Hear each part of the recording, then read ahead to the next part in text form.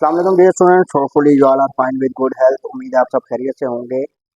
आज मैं यहाँ पे एक नए लेक्चर के साथ मौजूद हूँ और आज का हमारा लेक्चर होगा एलजी से मुताल्लिक। बीएससी के स्टूडेंट्स को मैंने सोचा कि कुछ उनको भी फ़ायदा हो सके, तो इस मकसद के तहत मैं अपनी जो न्यू लेक्चर सीरीज़ है एलजी के नाम से रिकॉर्ड करूँगा और मेरे यूट्यूब चैनल पे ये अवेलेबल रहेगी प्लेलिस्ट की सूरत में। आप सब लोगों से रिक्वेस्ट ये है कि आप लोगों ने अगर चैनल को सब्सक्राइब नहीं किया तो चैनल को सब्सक्राइब कर दें। जी स्टूडेंट्स, तो आगे बढ़ने से पहले हम थोड़ा सा एलजी को डिस्कस करते हैं। एलजी, जैसा कि आप लोगों को पता है कि प्लांट्स की जो एवोल्यूशन हुई है वो एलजी से ही हुई है। हम ये कहते हैं कि ये आपके पास ऐसे ऑर्गेनिजम्स हैं जो फोटोसिंथेसिस परफॉर्म करने की सलाहियत रखते हैं। ये अपनी फूड खुद प्रिपेयर कर सकते हैं। इस बेस पे हम ये कहते हैं कि प्लांट्स की जो एवोल्यूशन हुई है वो बेसिकली किससे हुई है? एलजी से हुई है। स्टूडेंट्स, आप देख रहे हैं कुछ जनरल कैरेक्टरिस्टिक्स को। अगर हम वर्ड एलजी की बात करें तो ये सबसे पहले जो टर्म कोइन की थी वो कैरोलस लीनियस ने की थी। Carolus Linnaeus was the first scientist who use the word LG. और एलजी का अगर हम मतलब देखें तो ये बेसिकली इनका मतलब होता है सी वीड। वीड्स हम कहते हैं अनवांटेड प्लांट्स को। और चूंकि मेजॉरिटी ऑफ एलजी जो है वो हमारे पास एक्वेटिक हैं, तो इस वजह से इनका जो नाम पड़ा है सी वीड्स एलजी। फिर हम कहते हैं कि they are photosynthetic in nature. अपनी फूड जो है वो खुद प्रिपेयर करने की सलाहियत रखते हैं क्योंकि इनके पास फोटोसिंथेटिक पिगमेंट्स मौजूद होते हैं। फिर हम कहते हैं कि एलगी की जो प्लांट बॉडी है it is not differentiated into root, stem and leaf, and due to this reason they are called as thallophytes. इस वजह से हम इनको थैलोफाइट्स कहते हैं। इनकी जो बॉडी है वो यूनिसेलुलर भी हो सकती है और मल्टी सेलुलर भी हो सकती है। हमारे पास बहुत सारे एलगी के जो ग्रुप्स हैं वो यूनिसेलुलर हैं और कुछ मल्टी सेलुलर एलगी भी हमारे पास मौजूद हैं। सेक्स ऑर्गन्स की अगर हम बात करते हैं तो उनके जो सेक्स ऑर्गन्स हैं they are unicellular sex organs हैं। और साथ ही साथ हम ये कहते हैं कि दे आर नॉट प्रोटेक्टेड, तो इस वजह से हम ये कहते हैं कि दे आर नॉन जैकेटेड। और चूंकि एलजी जो है उनके सेक्स ऑर्गन्स यूनिसेलुलर होते हैं तो हम ये कहते हैं कि we place the algae in the category of simple multicellular organism. हम एलजी को सिंपल मल्टी सेलुलर ऑर्गेनिजम्स की कैटेगरी में इसी वजह से प्लेस करते हैं। सेक्सुअल रिप्रोडक्शन में हमें जायगोट के बाद एम्ब्रियो की फॉर्मेशन देखने को नहीं मिलती। जी स्टूडेंट्स, तो आप लोग देख सकते हैं ये जो डायग्राम आपको नज़र आ रही है, इसमें जो सेक्स ऑर्गन्स हैं दे आर यूनिसेलुलर। अपनी फ्यूजन के बाद यहाँ पे डायरेक्टली जायगोट प्रोड्यूस हो रहा है और जायगोट से डायरेक्टली आपके पास यहाँ पे क्या प्रोड्यूस हो रहा है? एलगी प्रोड्यूस हो रही है। दरमियान में किसी किस्म की एम्ब्रियो की फॉर्मेशन हमें देखने को नहीं मिल रही। फिर हम कहते हैं कि they are non vascular. Non vascular का मतलब ये है कि they do not possess vascular bundle, xylem and phloem. उनके पास जो वस्कुलर बंडल्स हैं वो मौजूद नहीं होते, ना जाइलम मौजूद होता है ना फ्लोएम मौजूद होता है। तो क्वेश्चन ये पैदा होता है कि जब उनके पास वस्कुलर बंडल मौजूद नहीं है तो वो फोटोसिंथेसिस कैसे परफॉर्म करते हैं? वाटर की ट्रांसपोर्ट का मैकेनिज्म क्या होता है? तो हम ये कहते हैं कि algae are mostly aquatic, aquatic environment में रहते हैं। और अगर ये टेरेस्ट्रियल इन्वायरमेंट में रहते भी हैं तो ये मॉइस्ट प्लेसेस को प्रेफर करते हैं। तो वाटर जो है वो सिंपल डिफ्यूजन के थ्रू, ऑस्मोसिस के थ्रू इनको अवेलेबल रहता है। नेक्स्ट अगर हम मूव करें हैबिटेट की, अगर हम बात करते हैं कि एलगी जो है उसका हैबिटेट हमें क्या मिलता है, कौन कौन सी जगहों पे एलगी हमें मिल सकता है। एलजी का जो हैबिटेट है that is very very much diverse, बहुत ज़्यादा डाइवर्स हैबिटेट है। एक्वेटिक एलजी की बात करें, आपको पता है कि ये वाटर बॉडीज़ के अंदर एग्जिस्ट करती हैं। इसी तरह टेरेस्ट्रियल एलजी भी है जो कि मॉइस्ट और शेडी प्लेसेस पे हैं। एरोफाइट्स हम ये कहते हैं कि प्लांट्स के ऊपर, ट्री ट्रंक्स के ऊपर भी ये ग्रो करते हुए हमें मिल सकते हैं। और फिर इसके अलावा जब हम बात करते हैं तो हम ये कहते हैं कि कुछ क्रायोफाइट्स भी हैं। क्रायोफाइट्स का मतलब ये है कि जो स्नो कवर्ड माउंटेन टॉप्स हैं वहाँ पे भी हमें मिलते हैं। थर्मोफाइट्स, हॉट स्प्रिंग्स और अप्रॉक्सीमेटली 85 डिग्री सेल्सियस तक कुछ एल्गी के अंदर टेम्परेचर को बियर करने की सलाहियत मौजूद होती है। कुछ एल्गी ऐसे भी हैं कि जिनका हमें अनयूजुअल हैबिटेट देखने को मिलता है। उसमें हमारे पास आ जाते हैं कुछ ऐसे एल्गी हैं जो प्लांट्स के ऊपर रहते हैं, कुछ प्लांट्स की बॉडी के अंदर रहते हैं। जो प्लांट की बॉडी के ऊपर रहते हैं उन्हें हम कहते हैं एपीफाइट, और जो प्लांट बॉडी के अंदर मौजूद होते हैं उनको हम कहते हैं एंडोफाइट। इसी तरह कुछ एल्गी जो है वो ऐसे भी हैं जो एनिमल्स की बॉडी के बाहर रहते हैं, उन्हें एपिजोइक कहते हैं। और जो एनिमल्स की बॉडी के अंदर रहते हैं उन्हें हम एंडोजोइक कहते हैं। तो ये आप पिक्चर में देख भी रहे हैं कि हमारे पास यहाँ पे दो एल्गी मौजूद हैं। ये फिलामेंटस आपको जो दिख रही है, ये वाली जो एल्गी है ये माइक्रोसिस्टिस है, और ये बेसिकली आपके पास जो है वो एंडोफाइट है। ठीक है, जबकि उस साइड पे अगर आप लोग थोड़ा ऊपर करके देखते हैं तो ये जू क्लोरेला है, और ये बेसिकली एनिमल्स की बॉडी के अंदर जो है वो पाई जाती है।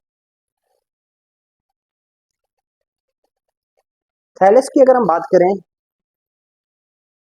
कि एलजी का जो थैलस है वो हमें किस तरह का देखने को मिलता है, पहले भी मैं आपको बता चुका हूँ। थैलस एक ऐसी प्लांट बॉडी को कहते हैं that is not differentiated into root, stem and leaves, जिसकी हमें रूट, स्टेम और लीव्स के अंदर डिफरेंशिएशन देखने को नहीं मिलती।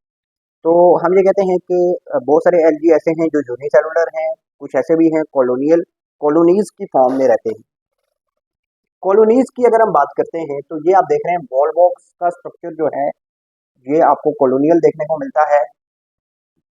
कॉलोनियल ऑर्गेनाइजेशन में बहुत सारे जो सेल्स होते हैं वो इकट्ठे रहते हैं, लेकिन उनके अंदर हमें किसी किस्म की डिवीजन ऑफ लेबर देखने को नहीं मिलती। नो डिवीजन ऑफ लेबर का मतलब ये है कि हर सेल जो है वो अपना इंडिविजुअल फंक्शन परफॉर्म करता है। ठीक है, किसी भी मामले में दूसरे सेल की हेल्प आउट नहीं करता।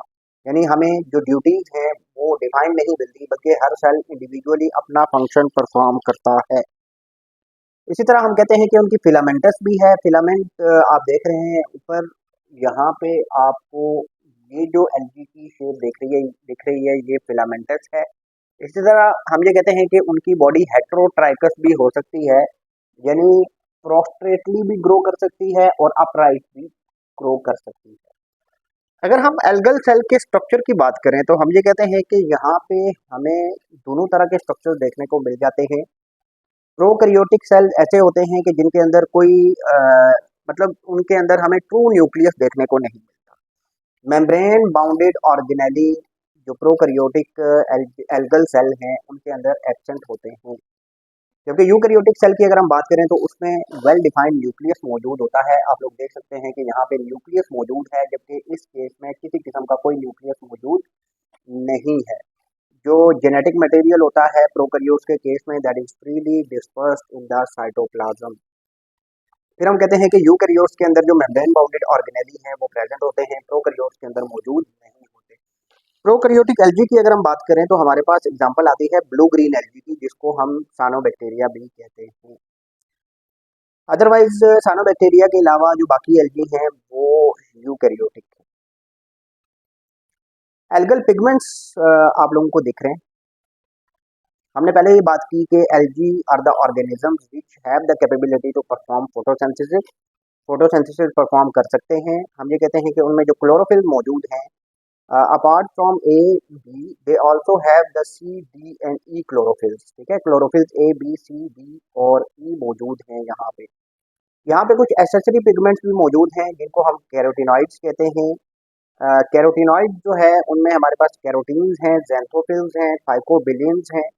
ठीक है, तो ये हमारे पास कुछ एसेसरी पिगमेंट्स हैं। एसेसरी पिगमेंट्स जो है ना उनका फंक्शन ये होता है कि वो जो मेन फोटोसिंथेटिक पिगमेंट है क्लोरोफिल ए, उसको फोटोसिंथेसिस में हेल्प आउट करते हैं, ऐसी लाइट की वेवलेंथ को एब्जॉर्ब करते हैं जो कि क्लोरोफिल ए नहीं कर सकता।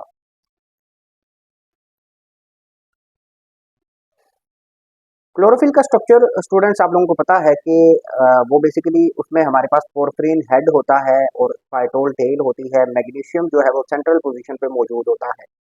कैरोटीन्स की अगर हम बात करें तो कैरोटीन्स में हमारे पास कैरोटिनॉइड की जो सबसे पहली टाइप है दैट इज कैरोटीन। कैरोटीन्स की अगर हम बात करें तो यहाँ पे हमें लॉन्ग चेन देखने को मिलता है। ठीक है, आप देख सकते हैं फार्मूले से भी कि कार्बन 40 मौजूद है, हाइड्रोजन 49 मौजूद है। फिर हम कहते हैं कि it is fat soluble. Unsaturated क्यों है? क्योंकि इसमें बहुत सारे डबल बॉन्ड आपको देखने को मिलते हैं। इसकी हमारे पास तकरीबन 5 टाइप्स इसकी मौजूद हैं, अल्फा, बीटा, ई, वाई, लाइकोपीन। फिर हम ज़ैंथोफिल्स की जब बात करते हैं तो ये भी हमारे पास क्या है, these are also accessory pigment. ठीक है, हम ये कहते हैं, अब ये देखें 6C40H56O। ठीक है, इसमें ऑक्सीजन मौजूद होता है। ज़ैंथोफिल्स में क्या मौजूद है? ऑक्सीजन मौजूद है, जबकि कैरोटीन्स में ऑक्सीजन मौजूद नहीं था। हम ये कहते हैं कि these are also fat soluble hydrocarbons. Common xanthophylls कौन से हैं? ब्यूटीन है, फ्यूकोजेंथीन है, माइकोजेंथीन है। फ्यूकोजेंथीन हमारे पास जो है वो ब्राउन एल्गी में पाया जाता है। माइकोजेंथीन की अगर हम बात करते हैं तो हम ये कहते हैं कि it is the part of blue green algae. Phycobilins ये भी एसेसरी पिगमेंट्स हैं। Tetrapyrrolic compound. Pyrrole ring किसे कहते हैं? नाइट्रोजन कंटेनिंग जो रिंग होता है। ठीक है, आप ये देख रहे हैं 1 2 3 4। ठीक है, टेट्रा पायरोल, 4 यहाँ पे नाइट्रोजन कंटेनिंग रिंग मौजूद हैं, तो इस वजह से हम इनको टेट्रा पायरोलिक कहते हैं। हमारे पास स्पेसिफिक प्रोटीन्स होती हैं, ग्लोबुलिन प्रोटीन्स के साथ ये अटैच होते हैं। Phycobilins are water soluble. Carotene और ज़ैंथोफिल्स जो थे, ठीक है, they were fat soluble hydrocarbon. लेकिन आपके पास जो फाइकोबिलियंस हैं they are water soluble. Common phycobilins की बात करें तो आपके पास फाइको इरेथ्रीन, ठीक है, ये रेड कलर का पिगमेंट है। फाइकोसाइनिन ये ब्लू कलर का पिगमेंट है। और हम ये कहते हैं कि इनकी जो आगे मजीद टाइप्स हैं, ये हम किस बेस पे कहते हैं? Due to their differential ability to absorb different wavelength.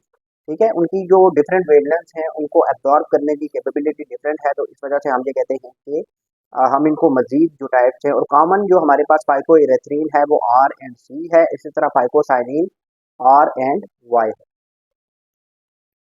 Ji students, उम्मीद है कि आपको आज का लेक्चर पसंद आया होगा। आप लोगों ने कमेंट में मुझे बताना है कि व्हाइट बोर्ड टीचिंग ज़्यादा इफेक्टिव है या फिर लैपटॉप पावर पॉइंट प्रेजेंटेशन ज़्यादा इफेक्टिव है। अगर आप लोगों ने चैनल को सब्सक्राइब नहीं किया तो चैनल को कर लें सब्सक्राइब, वीडियो को लाइक कर दें, अपने फ्रेंड सर्कल के साथ शेयर कर दें। मिलते हैं इंशाल्लाह नेक्स्ट इंटरेस्टिंग वीडियो के साथ। थैंक यू, अल्लाह हाफिज़।